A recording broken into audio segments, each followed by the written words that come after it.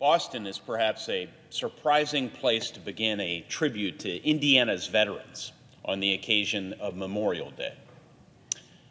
But there, on Augustus St. Gaudens's magnificent memorial to the 54th Massachusetts Regiment, their names are etched. Maybe the coast of South Carolina is no less unexpected a place to continue that tribute, but there, on the shore, they fell.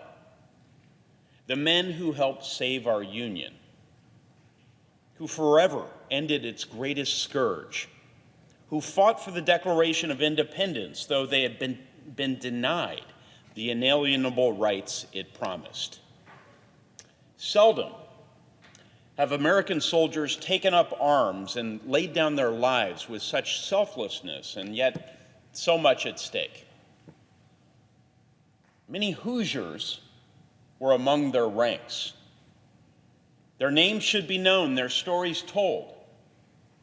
As Proverbs 10:7 says, the memory of the just is blessed. Abraham Lincoln described the Emancipation Proclamation as an act of justice. One of the greatest instruments of that justice was embedded at the end of the document. It read that such persons of suitable condition will be received into the armed service of the United States.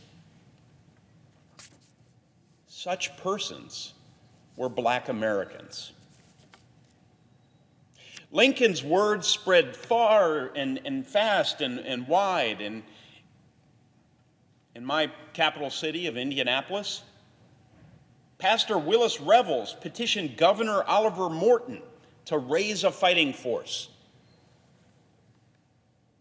And when the request was denied, Revels encouraged Hoosiers to join the first all-Black regiment forming near Boston.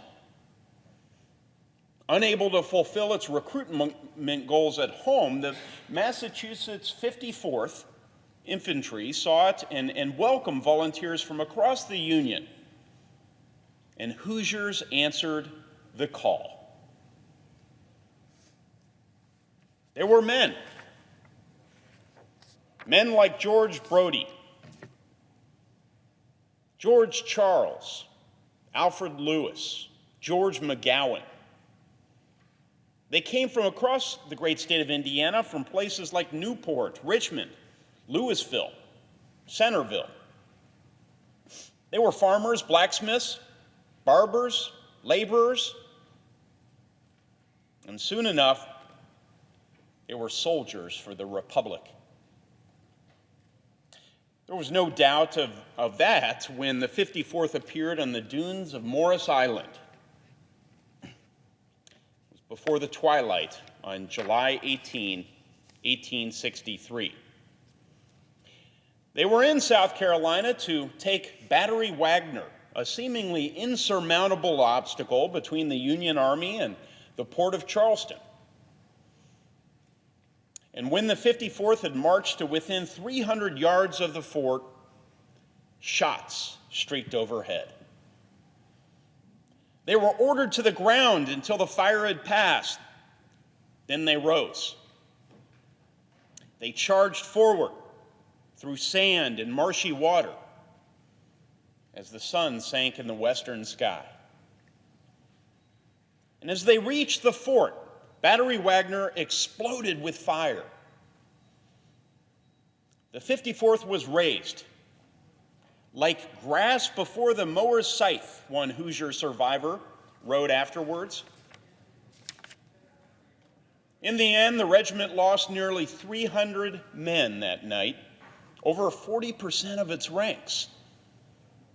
Fort Wagner remained in Confederate hands. Among the dead were Hoosiers Thomas Ampey and John Wilson. They didn't simply fall for a good cause. Their bravery at Battery Wagner turned a tide. You see, it shattered prejudices about the supposed inferiority of Black soldiers and debunked foolish notions about their ability or willingness to fight. Indeed, inspired by their example, additional black regiments formed across the North. By the end of 1863, Indiana had authorized the formation of the 28th United States Colored Troops. And old Willis Revels, he was at work recruiting Hoosiers to fill its ranks. "Your country calls you," he declared, "your country." Initially, over 500 men enrolled, forming 6 companies. The gallant 28th fought during the siege of Petersburg in Virginia. Its men fell at the Battle of the Crater. When the Union Army marched into the fallen Confederate capital of Richmond in the spring of 1865, the 28th was there. They helped bring the rebellion to its knees and slavery to its end. And they were present in Galveston, Texas, too, when General Order Number 3 was issued on June 19, 1865, ending legalized slavery, an event we now celebrate as Juneteenth. Over 1,500 black Hoosiers served in the Civil War in the Massachusetts 54th and 55th, the Indiana 28th, and across the Union Army. As President Lincoln acknowledged, the bravery of black soldiers from Indiana and across the Union helped preserve the Union. Offering an appropriate tribute to the fallen on Memorial Day can be a very difficult task. How can we, after all, express sufficient thanks to those who died for us? To paraphrase President Lincoln, "The world will little note nor long remember what we say here,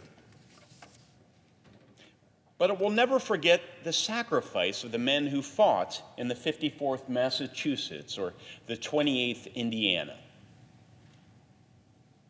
It took great courage for these black Americans to believe in the goodness of this country, its people, and the promise of its founding.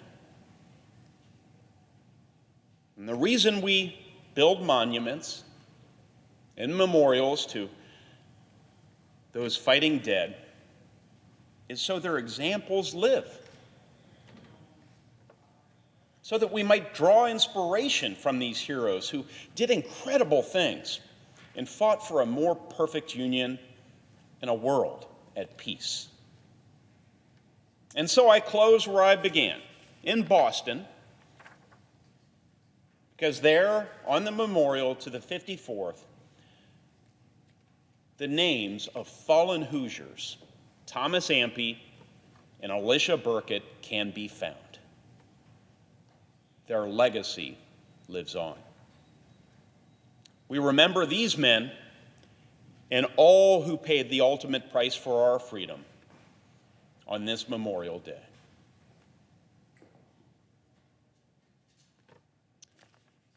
Thank you, Mr. President. I yield the floor.